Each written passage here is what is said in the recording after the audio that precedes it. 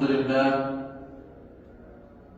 মহান আল্লাহ জল্লে শানুহু আল্লাহ সুবহানাহু ওয়া তাআলার দরবারে অসংখ্য অগণিত শুকর যে আল্লাহ সুবহানাহু ওয়া তাআলা আমাদেরকে আজ পবিত্র শুক্রবার জুমার নামাজের জন্য আল্লাহ তাআলার পবিত্র ঘর মসজিদে এনে হাজির করলেন।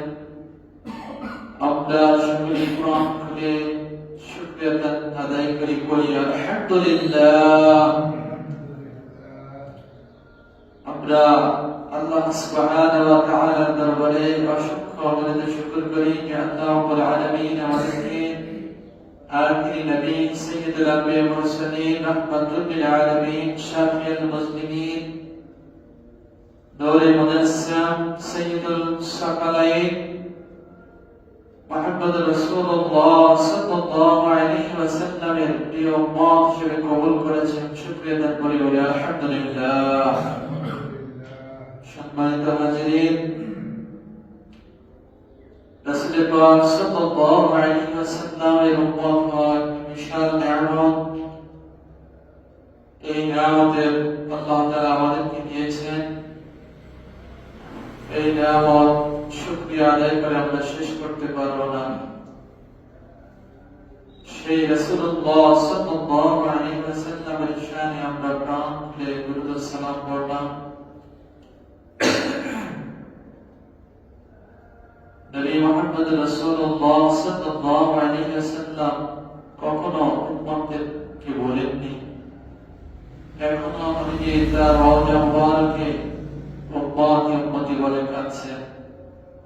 কিয়ামতের ময়দানে নবী মুহাম্মদ রাসূলুল্লাহ সাল্লাল্লাহু আলাইহি ওয়াসাল্লাম উম্মতের জন্য আল্লাহ তাআলার দরবারে সিজদায় পড়ে বলে সুবহানাল্লাহ। আল্লাহ রাব্বুল আলামিন বলবেন, হাবিব, আজকে আপনি কাঁদার দিন না, কাঁদবেন না। আজকে আপনি সুপারিশ করবেন। আপনাকে মাকামে মাহমুদা দান করেছি, সুপারিশ করে করে আপনার উম্মতকে জান্নাত নিয়ে যাবেন। সুবহানাল্লাহ। সেই প্রিয় নবীর উম্মত আমরা। রাসূলুল্লাহ সাল্লাল্লাহু আলাইহি ওয়াসাল্লামের ওয়াফাতের পূর্বে নবী মুহাম্মদ রাসূলুল্লাহ সাল্লাল্লাহু আলাইহি ওয়াসাল্লাম বিশেষ কয়েকটি নেক আমলের কথা উল্লেখ করে দিয়েছেন, হাদিসে বর্ণিত রয়েছে। সেগুলো আমরা অনেকেই জানি। তার মধ্যে আছে আসসালাত আসসালাত ওয়া মা মালাকাত ঈমানুকুম।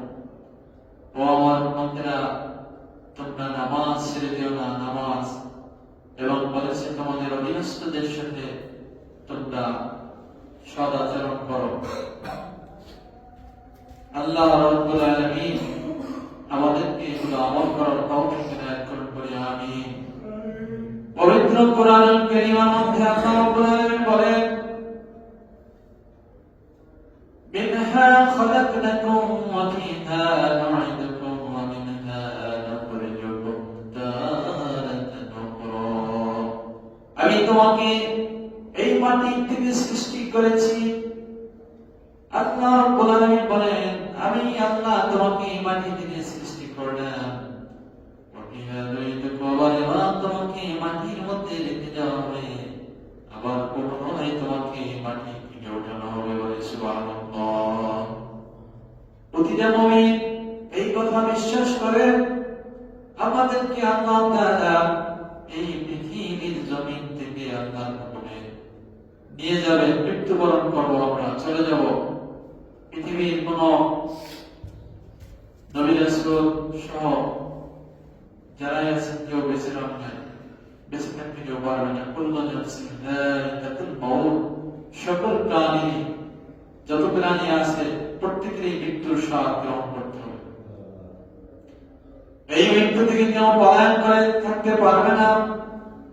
কেউ পলায়ন করে এই পর্যন্ত থাকেনি, আর ভবিষ্যতেও থাকতে পারবে না। এই কথা প্রতিটি মুমিনের মনে প্রাণে বিশ্বাস করে সবসময় মাথায় রেখে চলতে হবে। যে মুমিন মৃত্যুর কথা স্মরণ করে, সেই মুমিন গুনাহ থেকে বেঁচে থাকতে পারে, মুত্তাকি হতে পারে। রাসূল পাক সাল্লাল্লাহু আলাইহি ওয়াসাল্লাম বলেছেন, মানুষ পরকালের কথা স্মরণ করলে সে মানুষ গুনার কাজ করতে পারে না, মুত্তাকি হতে পারে। আর কবরটা সম্পর্কে নবী বলেছেন, কবর রাওযাতুন মিন রিয়াদিল জান্নাহ, কবর হবে তোমার জন্য জান্নাত, না হয়তোবা তোমার জন্য একটা জাহান্নামের গর্ত। দুটির বিপরীত তুমি কবরে কিছু পাওয়া না, জান্নাতের বাগান হতে পারে, না অথবা জাহান্নামের গর্ত।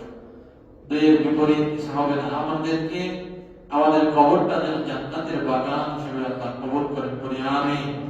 এজন্য ঈমানের উপরে থাকতে হবে। ঈমান নিয়ে যদি বেঁচে থাকে, ঈমান নিয়ে মারা যায়, তাদের কবরটা মৃত্যুর পরে কবরটা জান্নাতের বাগান হয়ে যাবে। সুবহানাল্লাহ।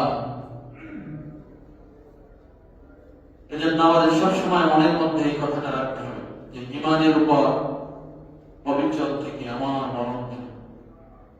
ঈমানের উপর অবিচল থেকে আমার মরণ যেন হয়।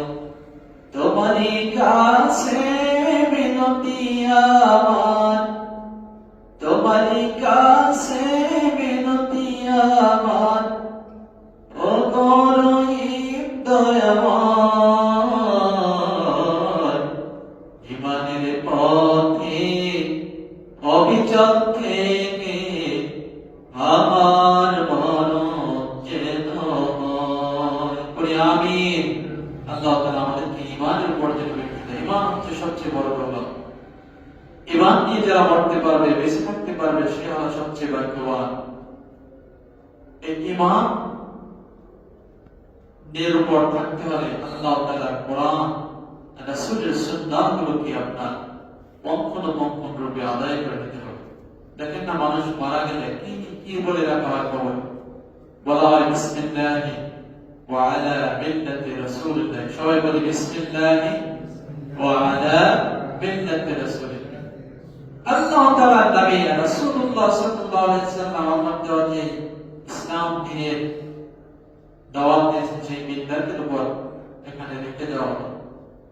কিন্তু সেই লোকটা দুনিয়ার জমিনে থেকে আল্লাহ তাআলা নাফরমানি করেছেন, রাসূলুল্লাহ সাল্লাল্লাহু আলাইহি ওয়াসাল্লামের সুন্নাতকে তাচ্ছিল্য করেছেন, কটাক্ষ করেছেন। তাদের ব্যাপারে এই কথাটা বলে রেখে দেওয়া হয়, তারা এটা শাক বা এটার যে মূল্য পাবে না। তার কারণ সে দুনিয়া আল্লাহর সাথে সম্পর্ক রাখে নাই, আল্লাহ তাআলার ইবাদতে আসে নাই, কোরআন পড়ে নাই, কোরআন অনুযায়ী চলে নাই, রাসূল সাল্লাল্লাহু আলাইহি ওয়াসাল্লামের হাদিসের আলোকে জীবন পরিচালনা করে নাই। সেই লোকটাকে যদি বলা হয় যে আল্লাহর নামে রাসূলের মিল্লাতে রাখতে দেওয়া হয়, তার অবস্থাটা কঠিন হবে, সেই মিল্লাতের উপরে থাকতে পারবে না। এজন্য সকলের প্রতি আমার অনুরোধ রইল যেন আমরা আল্লাহর হুকুম, আল্লাহ তাআলার কোরআন আর রাসূলের আদর্শকে যেন আমরা মনে প্রাণে বিশ্বাস রেখে সেই আলোকে আমাদের জীবনকে অতিবাহিত করতে পারি, জীবন পরিচালনা করতে পারি, এবং আমরা ঈমানে পূর্ণ কামিল ঈমানে আল্লাহ তাআলা আমাদের ঈমানের উপর রেখে মুমিনে রূপান্তরিত হওয়ার তৌফিক এনায়েত করুন। সকলে বলি আল্লাহুম্মা আমিন।